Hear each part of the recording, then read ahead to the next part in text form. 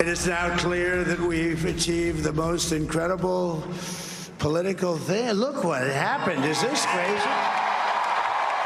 Breaking news in the race for the White House. Overnight, former President Trump delivering a victory speech to his supporters. And here's a live look at the White House this morning. A seemingly neck-and-neck presidential race appearing to end in an historic return to the White House for the 45th president of the United States. Former President Trump anticipated to become the 47th president of our country. And you just heard him, Trump declaring victory overnight just after that heated battleground state of Pennsylvania was just called in his favor. So we're going to take a look at the numbers here. Votes are still being counted this morning. But for right now, former President Trump holding that 51% lead nationwide right now, and Vice President Harris with a 47% deficit at the moment. So our team has been working through the night. We have team coverage this morning from both campaigns, as well as our own in-house analysis for you. We get started with NBC 10's Eli Rosenberg, live in West Palm Beach, Florida. Eli, the former president spoke to his supporters overnight.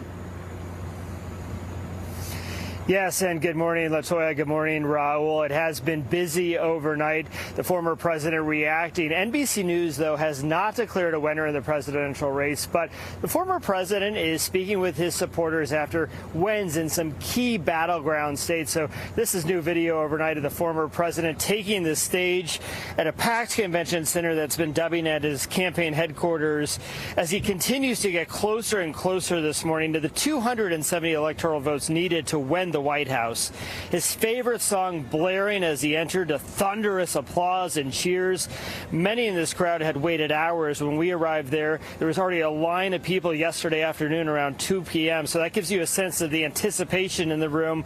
Once the former president did take the stage to hear from him, Trump coming on stage after NBC News projected he had won hotly contested Pennsylvania and North Carolina. Trump telling the crowd he was ready to get back to work in the White House 4 years after losing this race to now President Joe Biden.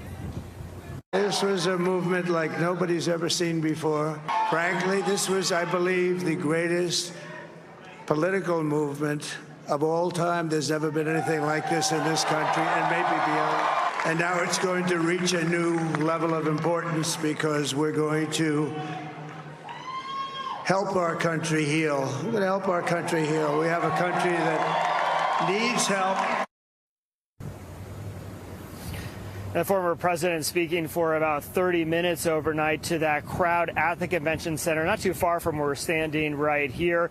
Again, NBC News has not declared a winner, but you could hear the former president reacting. We're going to have a lot more of what he had to say throughout the morning, but for now, let's toss it up to my colleague, Matt Pritchard, live in Washington, D.C.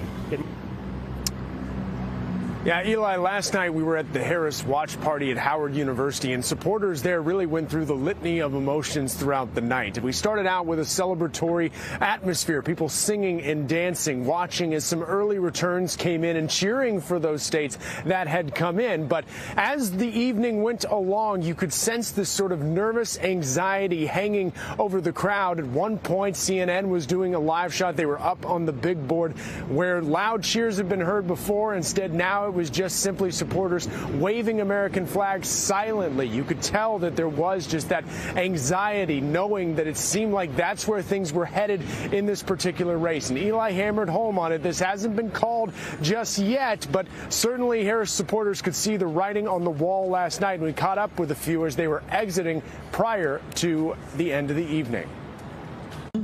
Really wasn't expecting it to be called tonight, but really kind of disappointed in the way that some of the states went. We're still staying positive, still staying strong, and hoping for the best. Definitely a little bit disappointed, a little bit anxious. It was kind of unsure because the polling and the margins were so tight. So coming here, it was kind of very disappointing to see the fact that she's like damn near losing Michigan and Pennsylvania is looking a little slow. And the path to victory for Kamala Harris just gets smaller and smaller and smaller.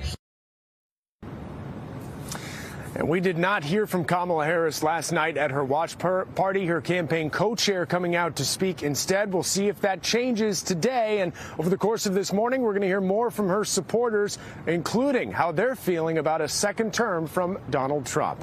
Guys, back to you. Okay, thank you so much. 5:07 right now. Let's bring in NBC 10's Jeff Saperstone live in the newsroom. Well, Jeff, you're crunching the numbers here. Tell us more about Trump's apparent win and the balance of power. Well, guys, yeah, here's the map to 270. You can see how close it is for Donald Trump. He's at 266. Again, he needs 270, so that's just 4 more electoral votes. And we can tell you pretty much every state that is not shaded in right now, at least of the battleground states, Michigan, Wisconsin, Arizona, and Nevada, they're all leaning Trump right now, although none of those states have been called. But if you actually just click on Michigan and give it to Trump, that sets him over that 270 mark. So any one of these would do that. As soon as they are called, that is when he will hit that mark. You can see Harris remains at 219 with some outstanding states here in the Northeast not called, including notably New Hampshire and Maine right there. So that's what we're waiting on at this point. Just want to show you quickly the balance of power in the House of Representatives right now. 200 Republicans, 173 Democrats. Still a lot more races to be called here. The Democrats need to pick up 4 seats to win a majority in the Senate. The Republicans have picked up 2 seats, so they now have the majority officially. That's the projection from NBC News. Live in the newsroom, Jeff Saperstone, NBC 10 Boston. Thank you.